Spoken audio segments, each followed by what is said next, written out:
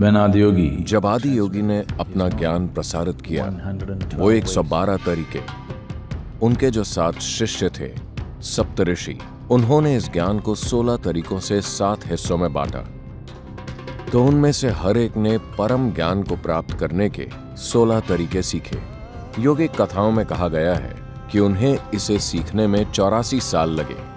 इन 84 सालों में आदि योगी उनके लिए सिर्फ एक शिक्षक ही नहीं रहे, धीरे धीरे वो उनके लिए सब कुछ बन गए। जब सप्त ऋषियों ने इन 16 तरीकों को आत्मसात कर लिया, तब आदि योगी ने उनसे कहा, अब जाने का समय आ गया है, तुम लोगों को जाकर बाकी दुनिया के साथ इसे बांटना है। जब वो जाने ही वाले थे, उन्होंने कहा, लेकिन गुरु दक्षिणा का क्या हुआ? ऐसा नहीं है कि गुरु को दक्षिणा की जरूरत है, बात बस इतनी है कि गुरु चाहते हैं कि वो एक समर्पण की भावना के साथ जाएं, कुछ बहुत कीमती भेंट करके जाएं, क्योंकि समर्पण की अवस्था में ही एक इंसान अपने चरम पर होता है। तो आदि योगी शिव ने गुरु दक्षिणा मांगी। ये सातों भौचक्के रह गए, उन्हें क्या अर्पित करें?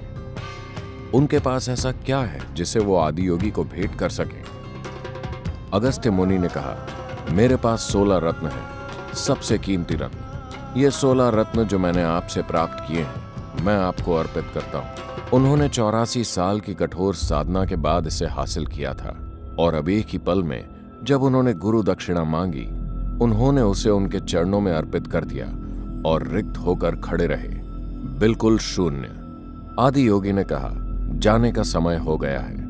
वो खाली हाथ वहां से चल पड़े, और ये उनकी शिक्षा का सबसे मुख्य पहलू था। चूंकि वो रिक्त होकर निकले, वो उनके जैसे बन गए। शिव का अर्थ है वो जो नहीं है, वो भी वो बन गए जो नहीं है।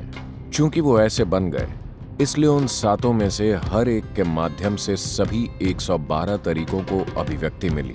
वो चीजें जो वो कभी भी नहीं समझ सकते थे, वो चीजें जिसके लिए उनमें कोई क्षमता नहीं थी, वो चीजें जिसके लिए उनके पास जरूरी बुद्धि नहीं थी, वो सब उनका एक हिस्सा बन गई, क्योंकि उन्होंने उसे अर्पित कर दिया जिसे उन्होंने हासिल किया था, जो उनके जीवन का सबसे कीमती पहलू था। उन्होंने उसे आदि योगी को वापस कर दिया और खाली हाथ निकल पड़े।